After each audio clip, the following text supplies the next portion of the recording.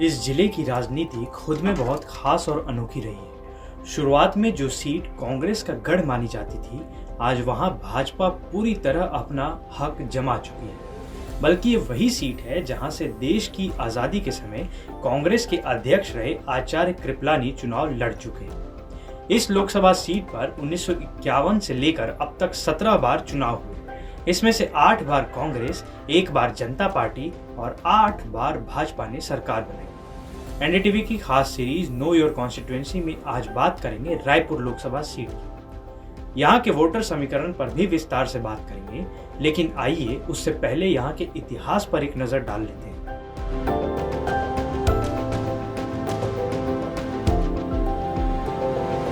गांव से शहर और फिर प्रदेश की राजधानी तक का सफर। अधिकांश लोग रायपुर को सिर्फ छत्तीसगढ़ की राजधानी के रूप में जानते हैं, लेकिन यह सिर्फ चुनिंदा लोगों को ही मालूम होगा कि पहले यह शहर एक छोटा गांव हुआ करता था। रायपुर शहर की स्थापना करीब 1400 ईस्वी में हुई। इसके बाद आजादी के दौर में यहाँ कई तरह के बदलाव देखने को मिले। महात्मा गांधी अपने जीवन काल के दौरान यहाँ 2 बार आए थे। पहली बार कंडेल ग्राम में आए, सत्याग्रह में शामिल होने के लिए 20 दिसंबर 1920 को। दूसरी बार 1933 में आए थे और पंडित रविशंकर शुक्ल के घर बूढ़ापाड़ा में रुके थे। 1 नवंबर 2000 को मध्य प्रदेश से विभाजित करके छत्तीसगढ़ को एक नए राज्य के रूप में स्थापित किया गया और रायपुर को यहाँ की राजधानी के रूप में दर्जा प्राप्त हुआ। इस शहर में लगभग 200 steel rolling mill, 195 sponge iron plant, कम से कम 6 स्टील प्लांट और कई तरह के कारखाने मौजूद हैं। यहाँ से निर्मित उत्पादों को विदेश में भी निर्यात किया जाता है।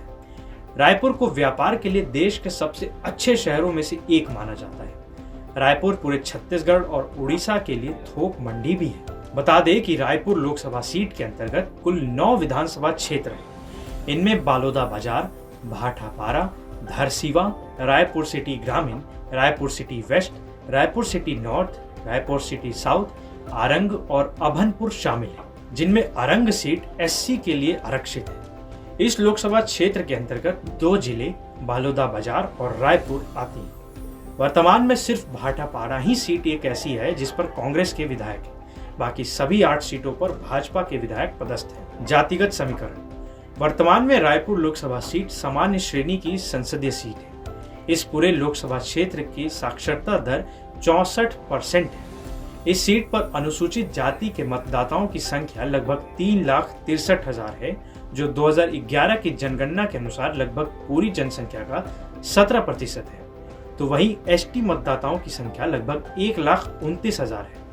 रायपुर संसदीय सीट पर ग्रामीण मतदाताओं की संख्या लगभग 9,81,000 और शहरी मतदाताओं की संख्या लगभग 11,29,000 है। 2019 के संसदीय चुनाव के अनुसार रायपुर संसदीय सीट के 2329 मतदान केंद्रों पर कुल मतदाता 21,11,104 थे।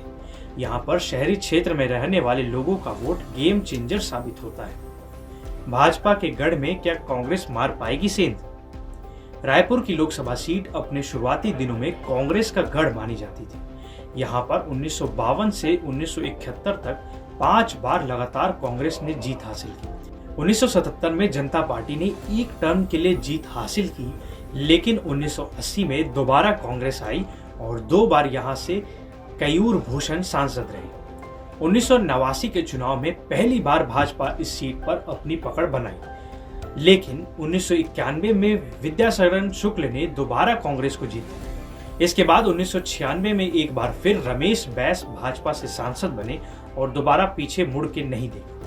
उन्होंने भाजपा को इस सीट से 1996 से लेकर 2014 तक 6 बार भाजपा को जीत दिलाई। 2019 के चुनाव में पार्टी ने सुनील कुमार सोनी को अपना उम्मीदवार बनाया और वही वर्तमान में यहाँ से सांसद भी है।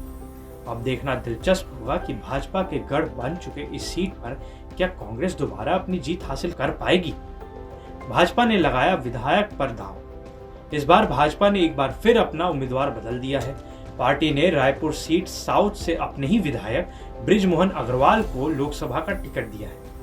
बता दें कि 2019 में भी पार्टी 7 बार से सांसद रमेश बैस का टिकट काटकर सुनील कुमार सोनी को टिकट दिया था। अगर बात करें कांग्रेस की, तो इस बार पार्टी ने विकास उपाध्याय को मैदान में उतारा है। हालांकि यह दूसरी बार है जब कांग्रेस किसी ब्राह्मण उम्मीदवार पर अपना दांव खेल रही है। इससे पहले 2019 के चुनाव में कांग्रेस ने प्रमोद दुबे को टिकट दिया था। यह देखना दिलचस्प होगा कि इस बार यहां भाजपा अपना दबदबा बनाए रखती है या कांग्रेस अपनी जगह बनाने में सफल हो पाती है, क्योंकि यहां 2019 के लोकसभा चुनाव में कांग्रेस और भाजपा के बीच कुल वोटों का अंतर लगभग आधे से भी ज्यादा का था। जहां कांग्रेस के प्रमोद दुबे को 4,89,000 वोट आए थे, वहीं भाजपा के सुनील कुमार सोनी को 8,37,000 वोट आए।